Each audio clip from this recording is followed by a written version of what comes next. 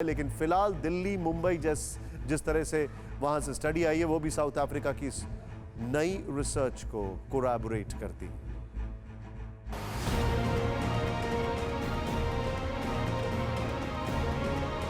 दिल्ली हो या मुंबई, दोनों जगह तेजी से कोरोना के मामले बढ़े हैं। दिल्ली में तो पॉजिटिविटी रेट 6% से ज्यादा हो गई, लेकिन किसी मरीज में ओमिक्रॉन है या नहीं, ये कोरोना संक्रमित के सैंपल की जीनोम सीक्वेंसिंग के बाद पता चलता है।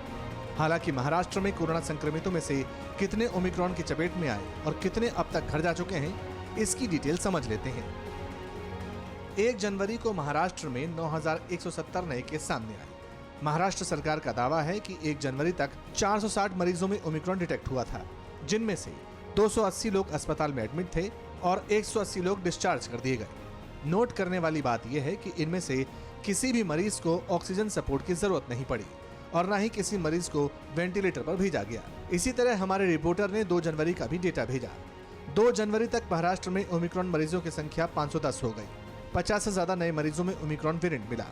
सरकार कहती है कि 510 में से 193 मरीज डिस्चार्ज कर दिए गए और जो 317 लोग अस्पताल में थे, उनमें से किसी भी मरीज को ऑक्सीजन सपोर्ट की जरूरत नहीं पड़ी और किसी भी ओमिक्रॉन संक्रमित मरीज को वेंटिलेटर पर भी नहीं रखा गया।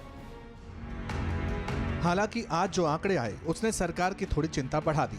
आज मुंबई में 8,082 नए मामलों में से 574 लोगों को अस्पताल में एडमिट होना पड़ा। इनमें से 71 लोग ऐसे थे जिन्हें ऑक्सीजन सपोर्ट की जरूरत पड़ी, जबकि 622 लोगों को डिस्चार्ज भी किया गया। अब एडमिट होने वाले मरीजों में से कितने ओमिक्रॉन के हैं, ये तो आगे पता चलेगा, लेकिन महाराष्ट्र सरकार का कहना है कि अगर इस तरह से ही केस बढ़े, रफ्तार यही रही, तो फिर सख्त पाबंदी लगानी पड़ेगी। लॉकडाऊनच्या संदर्भामध्ये जर संख्या अशीच वाढायला लागली, लॉकडाउन को लेकर मैं कहना चाहूंगा कि अगर मरीजों की संख्या इसी तरह बढ़ती रही और लोगों ने नियमों का पालन नहीं किया, तो फिर हमारे मुख्यमंत्री और हमारी सरकार को सख्ती करनी होगी, सख्त पाबंदियां लगानी होंगी। पश्चिम बंगाल और दूसरे राज्यों ने भी इसी तरह के कदम उठाए। लॉकडाऊन केलं आहे। अनेक ठिकाणी आपल्या देशातल्या राज्यामध्ये रात्रीचं पण लॉकडाऊन त्या ठिकाणी केलेलं आहे। इसी तरह का पैटर्न दिल्ली में भी नजर आया, यानी ओमिक्रॉन की वजह से किसी मरीज को आईसीयू में शिफ्ट करने की जरूरत नहीं पड़ी। केजरीवाल भी खुद कहते हैं कि घबराने की कोई बात नहीं। केसेस तो बढ़ रहे हैं, लेकिन चिंता की कोई बात नहीं है, पैनिक होने की कोई बात नहीं है। सबको जिम्मेदारी से काम लेना है, लेकिन पैनिक होने की कोई बात नहीं है। जो लोग कोरोना से बीमार हो रहे हैं, उन लोगों को लगभग किसी को भी अस्पताल जाने की जरूरत नहीं पड़ रही। सब लोग माइल्ड केसेस हैं, छोटा मोटा खांसी बुखार, बिल्कुल माइल्ड केसेस है या एसिम्प्टोमेटिक केसेस है। हमारे रिपोर्टर ने बताया कि 2 जनवरी तक ओमिक्रॉन के 351 मरीजों का पता चला। शुरुआत में मरीजों को एहतियात के तौर पर एलएनजेपी में रेफर किया गया था, लेकिन डॉक्टरों का कहना है कि इनमें से किसी भी मरीज को आईसीयू में शिफ्ट करने की जरूरत नहीं पड़ी। ज्यादातर मरीज तो बिना लक्षण वाले थे, जबकि मरीजों को 2-3 दिन बाद छुट्टी भी दी जा रही है। अभी तक दिल्ली में ओमिक्रॉन संक्रमित 57 मरीज डिस्चार्ज भी हो चुके हैं। संतोष की बात यह है कि लोग बड़े नॉर्मल से लक्षण हैं, बहुत ही कम बीमार हो रहे हैं, हॉस्पिटलाइजेशन की बहुत कम ज़रूरत पड़ रही है। पिछली बार जब इतने लोग पेशेंट होते थे बीमार, तो बहुत बड़ी संख्या में लोग हॉस्पिटल में होते थे। कल जो अस्पताल के अंदर जो टोटल लोग थे, 202 पेशेंट थे। सिर्फ कुल दिल्ली के जो पेशेंट थे, 202 पेशेंट थे दिल्ली के जो अस्पतालों में थे। तो इतनी बड़ी संख्या में आने के बावजूद भी बड़े संतोष की बात है। तो ज़्यादा लोगों को घबराने की जरूरत नहीं, सतर्क रहने की जरूरत है।